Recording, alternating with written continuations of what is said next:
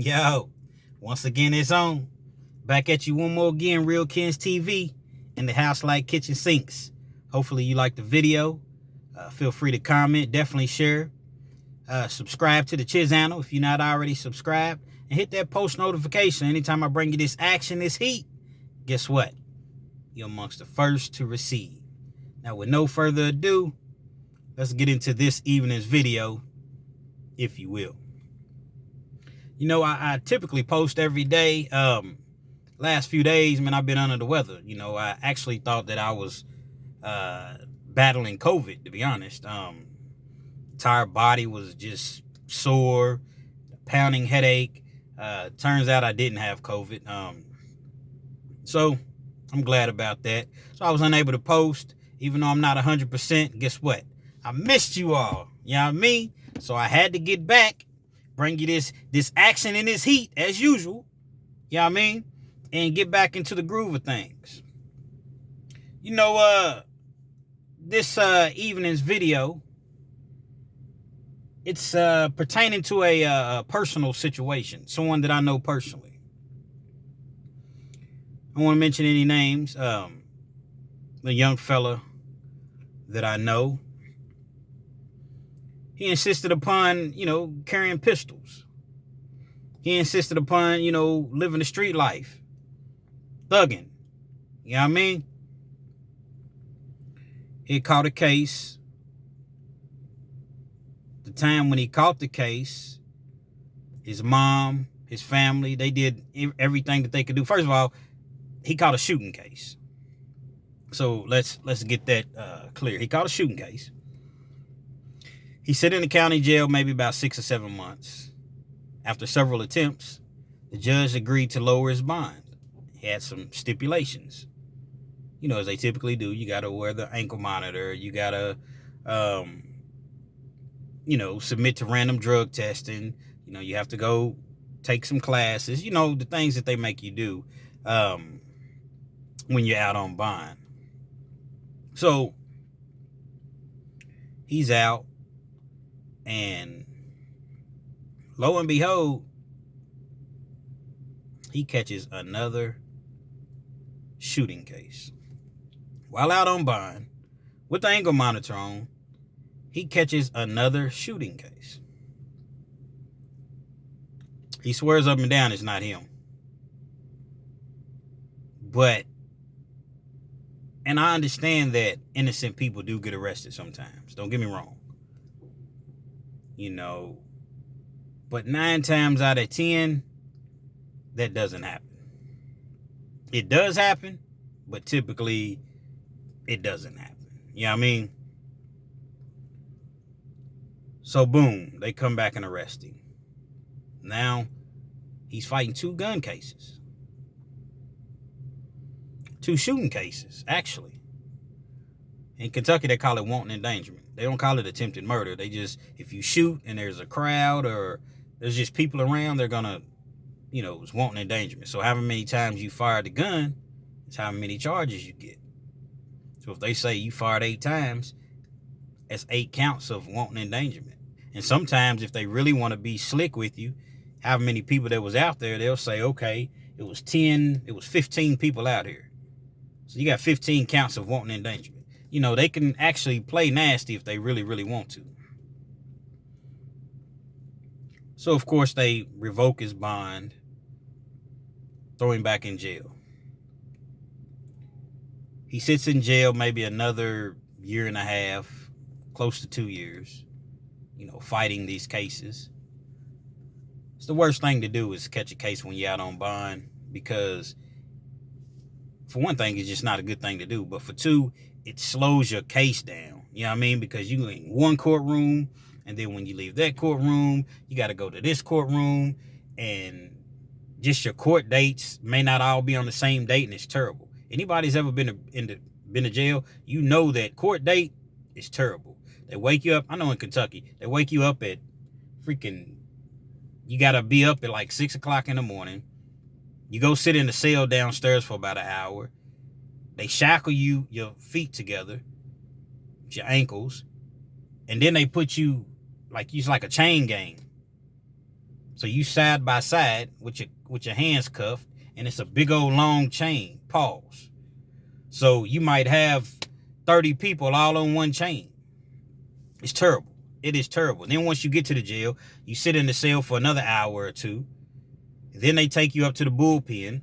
The bullpen is just the back waiting area until you walk into the courtroom. You may be sitting in there for another 2 hours. Just depends on how many people's on the docket. Then once you're done, you still have to wait until everybody's done with court.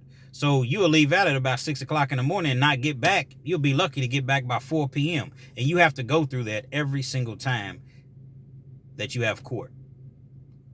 Mentally drains you out. That's why a lot of people just end up, hey, man, yeah, I'll cop out today, man. I'll plead out today because you don't want to keep going through that. But nevertheless, you know, he's sitting in county jail and he's facing a lot of time. He was already facing a lot of time on the first charge. Excuse me, y'all. Good old third flu. But he was already facing multiple years at 85% on the first case. Now, when I say at 85%, that means whatever time he does, he has to serve 85% of his time before he's eligible for parole. So if you get a 10-year sentence, you're going to do 8.5 years before you even eligible to go see the parole board. Now, when he catches his second case, it just complicates matters even worse. They're trying to give him a life sentence.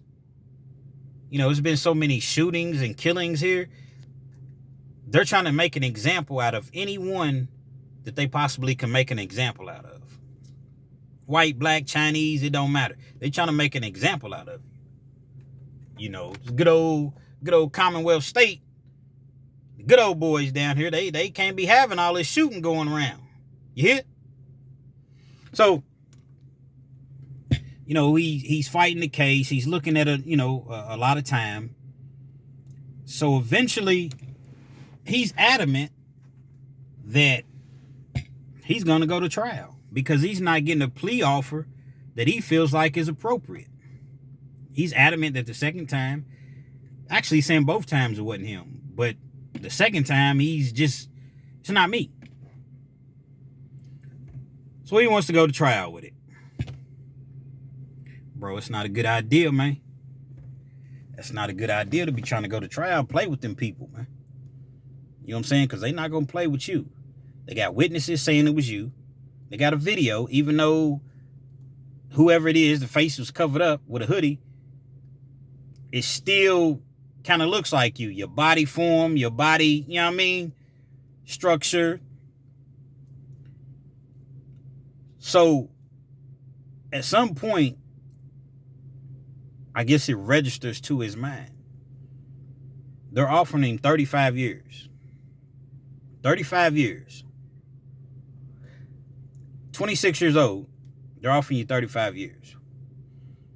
Now in Kentucky, again, it'll be 35 years at 85%. But you can do no more than 20 years without seeing the parole board. I don't care if you have 100 years at 85%. You have to see the parole board after 20. So essentially, he has an opportunity to come home. If he takes his 35 years, he has an opportunity to come home in 20 years.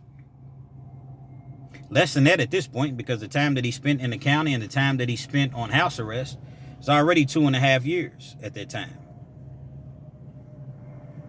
Now, I understand that 17.5 years is a long time, and it's a hard pill to swallow, but a life sentence is an even harder pill to swallow. And that's what them people gonna hit you with when you go to trial, man. Them jurors, they see all these shootings that's going on. They're right here in town. They read the newspaper or the internet or whatever. And they want to get those type of people off the streets. It's just facts. That's what it is. So he goes ahead and takes the 85%. The 35 years at 85%. He takes it. Judge talks very stern to him at court. And, they send him on up the road. Now, at 26, he has an opportunity to get out roughly at about 44. Not saying that he will make it the first time that he goes up for parole. But he has an opportunity to get out at 44. You know, the whole time that people was trying to talk to him and tell him, bro, you need to slow down, man. It was all fun and games. You pulling knots out your pocket. Big wads of money for y'all that don't know. You know, you got the big rims on your car. $400, $500 pair of Jordans, $500 pair of jeans.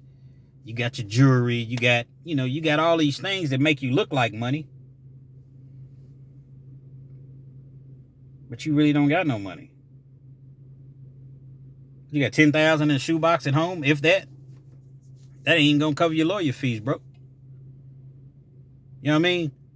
Very smart dude. Didn't even have to be in the streets. He was just in the streets because he just chose the streets. He didn't even have to be in the streets. Come from a good family. Not to say that people in the streets don't come from good families, but you know, he just didn't have to go that route.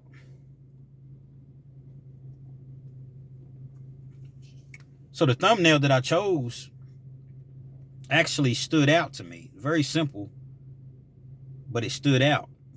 Because now he's like, man, ain't nobody answering the phone. Ain't nobody sending me no money but my mama. My mama's there for me. My baby's mama, she ain't answering my calls. As soon as I left the county, she stopped answering my calls. All the people that I rode for, all the people that I did this for, I did that for, ain't nobody answering my calls. Welcome to penitentiary, man. And I don't say that in a way, I'm not trying to be funny when I say that. But I am being realistic. See, you with the big boys now, pause. You in prison, man. Don't nobody want to hear all that crying. Don't nobody want to hear all that, you know, people got their own problems and issues inside there. You had an opportunity and people tried to tell you.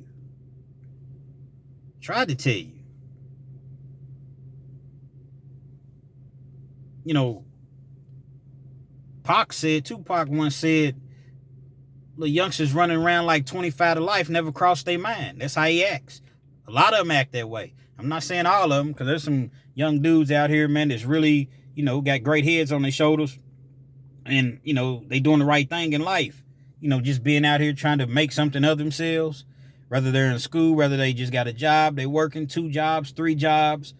You know, they taking care of their kids, man. They staying out in the streets, staying out of trouble. Then you got some, man, that's just out here, man, and they just, it is what it is, man. You know, it is what it is with them. So the system got a place for people that feel like it is what it is.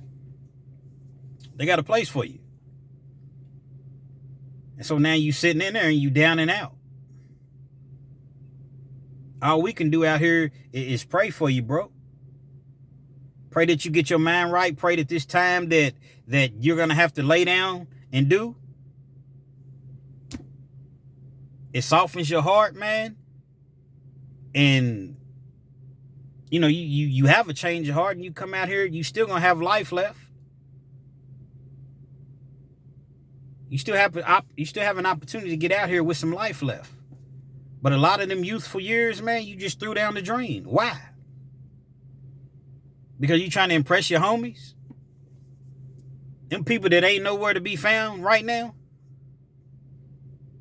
Blowing in the wind? Them homies? It's a sad situation, man, because I got nothing but love for him, man. I sent him a little money, a couple of dollars, man. You know, but I also try to talk to him. I try to talk to a lot of youngsters out here, man. And people, I guess they, you know, sometimes listen to me. A lot of times they don't. But sometimes they'll listen to me. You know, I ain't trying to preach to nobody or anything like that, but it's just a sad situation, man, to see any person, period, go down that road, man. It's senseless. You run around here shooting at people for what? What did that person do to you? When you really, really think about it, what did that person do to you to where you say, you know what, I'm about to get this my op. And you going to just fire at the person in a crowd, no regard for anybody else that's just standing around? Bullets have no eyes. All over what? I think the first one was because somebody dissed you on a rap song.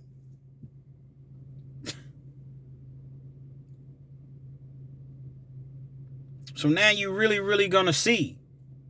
Because it's a lot easier to do time. It's never easy to do time, but when you're at home, you're in the county jail, your people come to see you, your mom can come to see you, everything is close, man. You go to prison, ain't no telling where you're gonna be at. You might be within an hour, you might be 6 hours away, 5 hours away. There's no telling where you'll ultimately end up at. Ain't no I want to stay close to home. Yeah, you can say it. 17 and a half years is a long time, man. And like I said, that's just until you have an opportunity to get out. You got 35 years. So the people could say, you know what? Depending on his record since he's been in there, if he's taking classes to better himself, if he's, gone to school, got a trade, several trades, and, at that point, come back and see us in 60 months. That's how they talk. They talk in years. So they talk in months when you see the parole board. Step out, Mr. Johnson. I'm just using Mr. Johnson as a, imaginative name, if you will. Step out, Mr. Johnson. They go over your case or whatever. They go over, what they feel like is appropriate. They hit a little buzzer. And green light. Signals for you to step back in. Come back inside. Sit down. Mr. Johnson, it's a unanimous decision to give you a 60-month deferment. We feel like you need some more time to reflect and take accountability on your actions. And that's how they talk real loud, too. On your actions.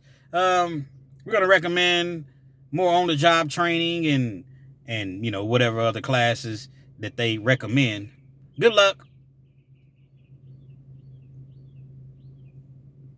60 months. Come holler at us in 5 years, man. And we'll think about letting you out. It's not worth it, youngsters. It's not worth it, man. Don't become a statistic. Don't find yourself, in that evolving prison door. Prison never closes. Open 24 hours. It's always a bed waiting for you in prison, man. 24 hours, man. If he just had to listen to someone, gotten his mind right, what about them 3 babies that you got? What are they supposed to do? How are they supposed to understand? How are they supposed to understand that daddy's not coming home for a long time? Daddy can't go to your football games. Daddy can't go to your cheerleading. Daddy can't take you to school. Daddy can't pick you up from daycare. Daddy can't play video games with you. Daddy can't read you a bedtime story anymore. How they supposed to understand that? And what you want your baby's mama to do? Just wait? Her life has to move on. You want her to wait? She's young just as well. Younger than you. So she's left out here to fend for herself, basically, with these 3 kids at 24 years old. What is she supposed to do? So when you go to prison, you do these things, you affect so many other people around you. It's the main thing I learned about doing prison time. I used to be selfish and have a tendency to say, I'm the one doing the time. No, everybody's doing the time when you go to prison. Yeah, you're physically in prison. But guess what? You got people that love you, that miss you, that need you. They're doing the time with you. And their life is going to move on. She's an attractive young lady. Her life's going to move on. It has to move on. She's trying her best to hang in there. She's trying her best to hang in there with you. But eventually, man, she's going to move on. Evidently, she's already moved on. You just have to be a man to accept that. I chose them streets, so I got to deal with these consequences of the streets. This is what I chose over my family, these streets. I chose the streets over my family.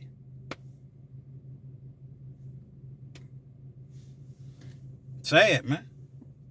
I feel for him. I feel for him because I'm not a I told you so individual. Only thing I'm going to say I told you so about is them Cowboys whooping them 49ers this week. Then I'm going to jump on here and say, I told you all. I told you. I told you. That's what I'm going to say I told you so about. But besides that, I never try to throw it up in anybody's face because what's done is done. They know what you already told them. Ain't no sense of me, man, I told you. Man, they already know. They already know what you told them. It really just breaks my heart, man, to see all these young guys just going into prison the way that they're, dudes be in prison, man, just jumping around, dancing around, rapping, beating on the table with it. You thought that they ain't got them, 5-6 years. How much time you got, youngster? Shoot, man, 40 at 85, 40 years at 85%, never would know it. It's crazy. I mean, it's really crazy. You all just throwing your youthful years away, just throwing them away, man. These violent charges, any charges, but violence, man, they're not playing, man. Kentucky and the Commonwealth, man, they not playing with no violence, man. They gonna knock your noodle all the way backwards if they can. But yet, every day is another shooting. Every day is another killing. Doesn't seem like it's gonna stop. Then you're in the county jail calling your mama, trying to get them to get all this money together for you. Talking about you didn't do it. It wasn't you. Wasn't you, huh? Wasn't me.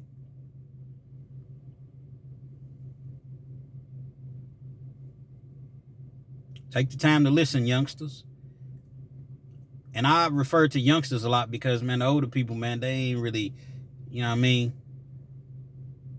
You choose to listen to me, that's cool too. But a lot of times the thought process of an older person, they're already in, who they are at this point. But the younger generation, man, maybe they'll take the time to say, you know what? I'm going to listen. I'm going to listen to him. I don't know everything. As I said in one of my other videos, I'm some dumb, but I'm not plumb dumb. So I know a couple things.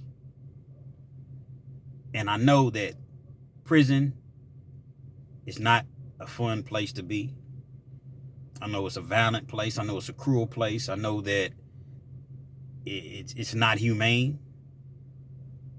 But when you go out here and do these egregious things such as shooting at people and shooting in crowds, and that's where you're going. Take heed, man, before it's too late. Don't wait to prison to go get your GED. Don't wait to go to prison to get your KVAX. And when I say your KVAX, meaning your like a skill, a trade, your certification. That's a KVAC. Whether it's an electrician, plumbing, welding, carpentry, whatever, heating and air, engine mechanic, whatever. Why you gotta go to prison to do it? You can do it here. And still be with your kids, your family, your loved ones, all these beautiful women out here.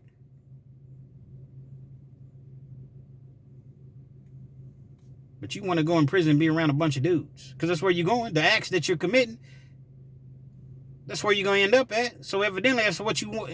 You must want to do that. You must like it here. That's what they say to you in prison. When you come back and the dudes that's been there, and then you make it back in there, and they ain't went nowhere, you must like it in here. I see you back. You must like it.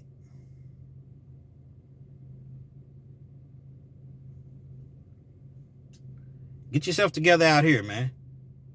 Yeah, it's okay to get yourself together. It's never too late as far as getting yourself together, but you're in there. You can't do anything in prison. That's one thing I learned. You can't do anything in prison. Nothing.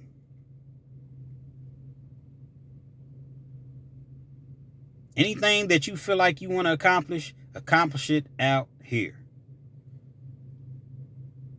Real Kens TV, man. Hopefully you liked the video. Feel free to comment.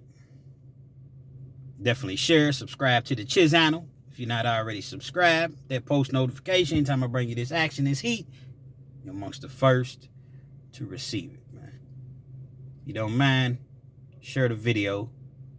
So hopefully someone, even if you don't directly know anyone, by sharing this video, perhaps someone that needs to see this video will see it simply by you sharing it. Real Kens TV.